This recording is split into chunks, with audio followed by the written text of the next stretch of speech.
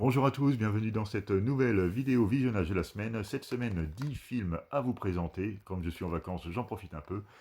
Donc je commence tout de suite avec le film Maniac Cop, un bon petit slasher des années 80 comme on les aime. Donc il y a eu droit à deux suites. C'est un film de William Lustig qui nous avait fait Maniac 7-8 ans auparavant. Donc un film relativement gore, hein. Il aime bien apparemment les tueurs en série, le garçon. Donc le Maniac Cop, c'est avec Robert Sdar, le fameux acteur qui est atteint de chérubisme, avec une mâchoire protubérante, qui a joué souvent le rôle de méchant de Beta dans les films. Là, il reprend le rôle du flic vengeur. On pourrait presque le comparer à Vigilante. Un détail près, c'est que voilà, il va pas tuer que ses bourreaux, parce que je vous explique un peu le pitch, hein. C'est en fait un flic qui a vraiment des méthodes très expéditives, voire trop expéditives, qui finit par être emprisonné pour les fautes professionnelles finalement, et il va se retrouver bien sûr au milieu de ses anciennes victimes, et il va se faire molester, il va se faire agresser sauvagement et laisser pour mort. Il finira par revenir pour se venger. Bon, on pense qu'il va se venger de ses bourreaux, mais en fait non, il attaque un peu aléatoirement. Le pauvre garçon a pété un câble, on va dire, puis il va tuer un peu tout ce qui passe, quoi. Voilà. Bon, au niveau du jeu, c'est pas trop mal fait, même si parfois c'est un peu surjoué, hein. Le flic, quand il fait des. Donc ça, il fait un peu peur, on sent qu'il est pas content. Là, c'est un peu les plans qui font comme ça me fait un peu rigoler. Mais bon, autrement, à part ça, c'est un très bon slasher, hein. Si vous êtes amateur du genre, celui-là devrait vous plaire. Ensuite, Prédestination. Là, on est dans un film qui va jouer avec le temps, le passé, le présent et le futur. Donc, je vais vous lire le pitch parce que ça, c'est le genre de film qui se spoile très facilement. Donc, un agent temporel est pris dans une série de voyages dans le temps destinés à faire perdurer à jamais son action en tant que représentant de la loi. Dans son ultime mission, il doit recruter une plus jeune version de lui-même pour se remplacer, tout en pourchassant le seul criminel ayant percé son identité à travers le temps. Donc voilà, c'est un scénario assez alambiqué. Malheureusement, on passe pas à côté des incohérences. Il y a des trucs qui m'ont complètement échappé et des choses même qui sont pas très crédibles, hein. L'influence du passé sur le futur, enfin plein de choses comme ça, vous savez, on est vite perdu avec ce genre de film. Bon, les amateurs de science-fiction, que le genre plaît, enfin que le thème des voyages dans le temps plaît, ça pourra faire le boulot, on va dire. Mais moi, il m'a un peu perdu. C'est pas le meilleur film d'Ethan Hawke que j'ai vu. Bon, au niveau des jeux d'acteurs, acteurs et actrices sont vraiment très bons, il n'y a pas de souci là-dessus, mais c'est le scénario qui est un peu alambiqué et un peu mal foutu parfois, hein. Et bon, et la fin est quand même assez dérangeante dans son concept, quoi. Donc voilà pour Prédestination, vraiment réservé aux amateurs du genre. Et c'était un direct ou DVD, donc c'est pas un film qui est sorti au cinéma. Par contre, il aurait très bien pu le faire parce que il y avait les moyens, puis le jeu d'acteur, comme je vous le dis, était vraiment très bon. Ensuite, un petit film d'action bourrin des années 80. Donc là, on va le situer dans Rambo 2 et 3. Pas le premier, parce que le premier Rambo est plus dans le côté dramatique, l'action pure et dure. Là, on est vraiment dans de l'action où Dolph Lundgren va remplacer Stallone, quoi, dans le rôle de gros bourrin. Donc là, il va encore avoir son rôle de russe de service, alors que c'est un acteur suédois, mais il a toujours eu des rôles de russe. On va aller savoir pourquoi. Bon, il a vraiment le type blond aux yeux bleus, bien carré, et la tête, on va dire, très froide, hein, très inexpressive. Et donc là, ça manque pas, il est toujours un jeu monocorde, on va dire, c'est toujours la même chose, mais bon, là, il se prête quand même à sourire dans ce film, et je crois que c'est les parties les plus effrayantes du film, parce qu'un Dolph Lundgren qui sourit, hop, là, d'une oreille à l'autre, ça fait peur. Franchement, j'étais pas prêt, donc là, rien que pour ça, ça vaut le coup de visionner ce film. Et non, autrement, c'est un film d'action bourrin, comme on dit, on se décroche le cerveau, on pose à côté, et puis on regarde ça avec une tourtelle, comme dirait mon cher collègue Val. Et donc voilà, quoi, c'est sympathique. Moi, qui suis pas très film d'action, je l'ai pas trouvé si mauvais que ça, et franchement, ça tient la route. Des beaux décors, des scènes d'action, des explosions dans tous les sens, et tout en practical, bien sûr, pas de numérique. Et ça, force est de constater que ça nous manque, hein, parce qu'on arrive à trouver ce genre de petits films sympathiques. Ensuite, U-Turn, là c'est un très bon film d'Oliver Stone, celui-là j'ai vraiment apprécié. On est un peu sur un road movie, même si c'est pas exactement ça, mais bon, un peu dans le principe et dans l'ambiance, c'est un peu ça. Donc là on retrouve Sean Penn qui joue le rôle d'une petite frappe, mais qui est vraiment poursuivi de malchance. Le gars, enfin, c'est une ordure, hein, c'est pas un gars bien, mais on se prend quand même de sympathie pour ce personnage, tellement il a pas de chance, quoi. C'est le pauvre mec de service. Donc il va rencontrer Jennifer Lopez, il va tomber sous son charme, hein, qui ne le serait pas. Et donc après, il va avoir affaire à Nick Nolte qui joue le rôle du père de Jennifer Lopez. Enfin voilà, etc., etc. Je sais pas trop vous en dire, hein. C'est un bon petit film d'aventure, action, un peu thriller parfois. Parfois il y a même un peu de comédie, mais bien dosé, on va dire, hein. Ça cabotine pas, ça. Mais on se dit vraiment, il a vraiment pas de chance, hein, jusqu'au bout. Donc voilà, mais j'ai vraiment apprécié ce film. U-Turn, si vous aimez bien ce genre de film, bon, c'est pas feel good, parce qu'il y a quand même du drame dedans, mais franchement, celui-là, je peux vous le conseiller amplement. Ensuite, j'ai continué les British Terror. Là, on retrouve Peter Cushing dans le rôle du Dr. Frankenstein. C'est un film de Terence Fisher. On reste toujours dans la Hammer dans cette collection. Et là, le film commence dans le premier quart d'heure. C'est la décapitation du Dr. Frankenstein, hein, pour ses travaux contre nature.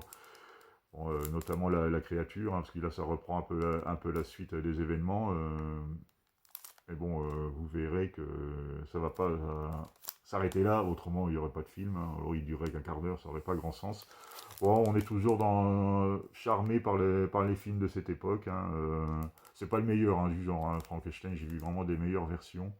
C'est pas le meilleur, mais bon, ça se laisse regarder, c'est relativement court, et voilà quoi. Ce petit charme désuet fonctionne sur moi. Après, je sais pas si ce sera le cas pour vous. Donc la collection British Terror continue son petit bonhomme de chemin de bonne manière, hein, finalement. Ensuite, le fondateur, donc un très bon film qui raconte un peu la genèse du succès de McDonald's.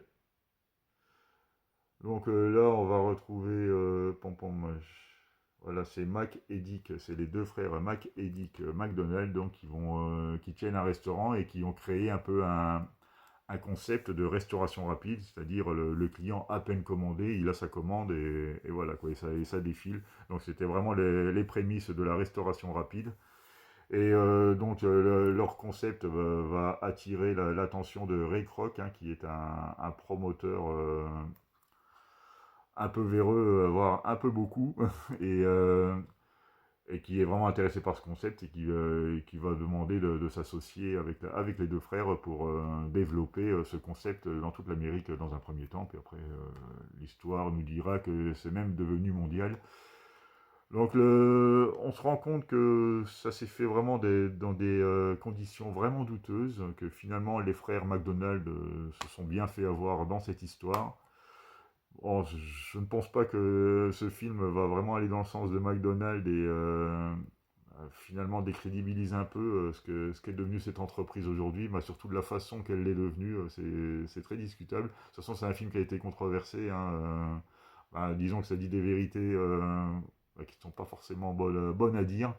Bon, en même temps, McDonald's est devenu tellement puissant que bon, ils s'en foutent un petit peu, quoi, mais ça m'a quand même surpris en sachant que c'est quand même issu de faits réels, hein. C'est des faits documentés et tout ça, c'est pas un film qui a été fait comme ça à l'arrache, ni forcément romancé. Enfin, si peut-être un petit peu quand même, il faut rendre la chose attrayante à l'écran. Mais franchement, très, très bon film. Bon, on est un peu dans le style Social Network et tout ça. Bon, on est un peu sur la genèse des gros trusts, des grosses boîtes américaines là, qui ont conquis le monde. Et celui-là, si le sujet vous intéresse, je peux que vous le conseiller. Et franchement, vous verrez peut-être plus McDonald's de la même manière à la fin de ce film. Bon, déjà, moi, j'y allais pas beaucoup, alors du coup, ça va pas plus m'inciter à y aller. Donc voilà pour le fondateur. Ensuite, un classique du cinéma d'horreur, un des premiers films de vampires, voire le premier, il s'agit de Nosferatu. Donc là, comme c'est un film muet en noir et blanc, bon, à part vous parler de l'ambiance, bon, qui était très réussie, qui a dû révolutionner vraiment à l'époque. Bon, on retrouve le surjeu un peu du théâtre, hein, c'est normal, vu que c'était muet, il faut bien faire comprendre les scènes aux spectateurs. Bon, c'est toujours entrecoupé de temps en temps de petits textes, hein, comme vous connaissez le principe du cinéma muet. Et donc le film est vraiment bon, un peu long parce que 1h34 pour un film de l'époque, c'est quand même bien long. Et c'est musical, quoi, en fait. On a une musique omniprésente, classique. Bah, c'est une belle partition en passant. Mais c'est vrai qu'à la longue, une heure et demie comme ça de musique classique, voilà, ça pose l'ambiance, mais ça m'a paru quand même un petit peu longuet. Mais bon, je reconnais largement bah, la qualité de cette œuvre, hein. Et de toute façon, je tenais vraiment à l'avoir dans la collection. Donc, je ne vais pas vous faire l'affront de vous raconter l'histoire, hein. C'est le comte Orlok, hein, parce que c'était pas Dracula, parce que c'est on va dire, c'est une adaptation un peu plus libre de Bram Stoker. Enfin bref, un Nosferatu, je l'ai réussi à l'avoir dans une très belle édition, je l'ai regardé, c'est le film que j'attendais, au niveau de l'ambiance, même assez effrayant, des images quand même qui sont qui devaient être choquantes en tout cas à l'époque, hein, parce que ça, bah, c'est surtout sur les jeux de lumière, puis le physique de Nosferatu qui est quand même assez atypique, et je pense qu'il a dû bien marquer à son époque. Donc voilà, Nosferatu, ben, pour tous ceux qui sont collectionneurs et qui aiment le cinéma, ben, je pense que celui-là est quand même un indispensable à avoir, quoi. C'est la genèse d'un genre. Ensuite, Blown Away. Ah, alors celui-là, j'ai un peu moins apprécié. Disons que c'est pas mauvais, mais ça reste très classique, on va dire. Là, on retrouve Jeff Bridges et Tommy Lee Jones, avec Tommy Lee Jones qui va jouer le rôle d'un méchant, d'un fanatique, d'un réactionnaire irlandais. Donc, il va être, Jeff Bridges va être confronté donc à ce méchant, qui lui-même est un réactionnaire irlandais repenti, on va dire, et donc il s'était spécialisé dans la fabrication de bombes et le désamorçage et tout ça, enfin tout ce qui c'est autour des bombes. Donc du coup, c'est un film qui va être basé sur des attentats, hein, un peu partout, et que lui va essayer de déjouer, quoi, tout simplement. Donc le film est plutôt sympa. Au niveau de la pyrotechnie, là, ça pète dans tous les sens, hein. Il y a vraiment des explosions très très impressionnantes. Et mais autrement, à part ça, c'est très classique. Donc je suis quand même relativement mitigé, hein. C'est un film de Stephen Hopkins, hein, voilà. C'est pas mauvais, mais je pense que c'est un film que je vais oublier assez rapidement. Bah, si vous aimez bien les films d'action avec des belles explosions, la pyrotechnie, là, je pense que vous serez servi. Mais c'est pas non plus le film le plus marquant que j'ai vu cette semaine. Donc, Blown Away, sympathique, mais sans plus. Ensuite, j'ai revu le Dune de David Lynch. Donc celui-ci, je l'avais vu il y a très longtemps, je l'avais pas du tout aimé. Celui-là, au second revisionnage, donc déjà le 4K est magnifique, ils ont fait vraiment un superbe travail de restauration. Si vous hésitiez, même par rapport au Blu-ray, là ça envoie quand même du bois. Et donc je l'ai revu un peu à la hausse quand même si c'est reste particulier, c'est tourné à la Lynch, hein, on est quand même sur des... il se lâche un petit peu, hein. Bon, après, il faut dire que le film dure que 2h20 par rapport aux versions de Denis Villeneuve, qui en fait, les deux parties de Denis Villeneuve qui font à peu près 6 heures, en fait, s'arrêtent là où le film s'arrête. Je pensais que c'était en trois parties, celui de Denis Villeneuve, mais en fait, non, les deux premières parties de Denis Villeneuve arrivent, en fait, ça couvre le film complet de David Lynch. Donc la troisième partie de Dune de Villeneuve sera donc inédit. Voilà, je sais pas si j'ai été clair. Donc voilà, bon, le film est plutôt sympa. Bah, par contre, c'est vrai que c'est généreux, hein, c'est original. Au niveau des décors, on sait que c'est tourné dans le désert. Il y a des scènes qui sont quand même relativement impressionnantes, comme il y en a qui sont vraiment très ratées, hein, au niveau des CGI. On est vraiment dans les prémices, on est encore dans les années 80, hein, donc il y a des choses qui passent difficilement aujourd'hui. Et un petit truc qui m'a gêné un peu aussi, c'est les pensées des personnages dites à voix haute, quoi. On a l'impression qu'on est vraiment tenu par la main pour... Après, je comprends que ce soit... Comme il avait un temps de film assez limité, et sans doute un budget aussi, il a dû peut-être venir à cette astuce pour éviter de faire des longueurs dans les scènes, quoi. Donc, ce que le personnage pense à voix haute, on va dire ça comme ça, bah, c'est autant de scènes il a pas eu besoin de faire pour faire comprendre aux spectateurs ce qu'il a voulu dire, quoi. Alors là, du coup, c'est même un peu trop, parce que là, même des choses évidentes qu'on avait compris, bah, ils nous leur disent quand même pour être sûr qu'on a bien compris le truc.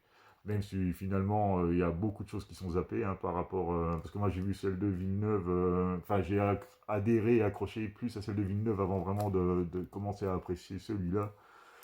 Mais c'est vrai que c'est deux œuvres différentes, hein. Il y en a qui vont les comparer, mais moi déjà, celui de Villeneuve, il dure 3 fois plus longtemps. Il peut, bon, techniquement, voilà, il n'y a pas photo, quoi. Je veux dire, c'est un bon faiseur, puis voilà, quoi. Les moyens, les moyens d'effets spéciaux sont complètement différents, quoi. Là, celui-là est carrément suranné. Même si les verts, on a toujours les petites astuces pour ça, pour la représentation des verts géants à l'écran, mais je trouve que c'est quand même plutôt réussi, même si on retrouve toujours plus ou moins les mêmes plans. Et franchement, non, ça va, je l'ai vraiment revu à la hausse. Après, il fallait bien que je justifie aussi l'achat de ce coffret à 50 euros, hein, on va dire. Mais non, ça va, globalement, je le garderai quand même, puis je lui ai, je lui ai trouvé quand même des qualités que je n'avais pas forcément vues au premier visionnage. Mais par contre, après, comme je vous dis, hein, les défauts liés aux années, hein, il a 41 ans le film, ces défauts-là, de toute façon, malheureusement, on ne peut rien y faire, hein. À l'époque, ils n'avaient pas les moyens de faire ce qu'on fait aujourd'hui. Bon, après, pour le pire et pour le meilleur, hein, parce que tout ce qu'on fait aujourd'hui n'est pas forcément mieux, du coup, parce que maintenant c'est même de trop, et ils se cassent plus la tête, quoi, sur les effets. Donc on va pas revenir sur ce débat, mais bon, vous voyez ce que je veux dire, quoi. Mais bon, autrement, pour le reste, le jeu d'acteur est plutôt sympa, même si c'est pareil, on est un peu sur le surjeu. Puis on reconnaît un peu la patte de Lynch, hein. De toute façon, je vais pas vous refaire le pitch, hein. Lynch, si vous connaissez le réalisateur, hein, vous savez qu'il est quand même assez particulier, qu'il a un traitement des films particulier et qui se lâche un peu parfois sur certains thèmes, quoi. Et donc, comme je n'ai pas vu les romans, moi je n'ai pas le support, donc c'est vraiment l'avis des films à proprement parler, hein. Apparemment, tous ceux qui ont lu les romans sont relativement déçus par les deux. Mais il y a même une troisième version que j'ai toujours pas vue non plus d'ailleurs, un genre de téléfilm, il faudrait que je regarde ça. Et donc voilà, quoi, c'est à peu près tout ce que je peux dire sur Dune. C'est sympa, mais quand même relativement mitigé sur certaines choses, quoi. Voilà. Le dernier film maintenant. Nécrologie, donc c'est un petit film à sketch qui est français, donc qui a été tourné par une bande de potes, hein, dont Alexis et Waberka, que vous avez présenté Prends ta Bible et tire-toi assez récemment.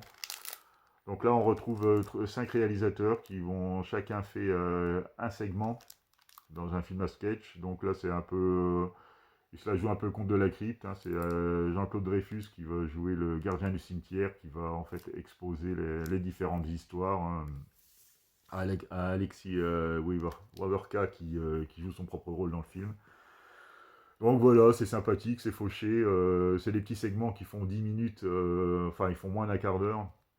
Donc c'est encore 2 fois plus court qu'un épisode des contes de la crypte, hein, pour situer un peu le truc. Donc c'est pour exposer vraiment une histoire solide, c'est trop court, quoi. Donc c'est souvent survolé. Les effets spéciaux, par contre, il y a parfois, je suis assez surpris quand même par les make-up, hein, qui sont plutôt bien réussis.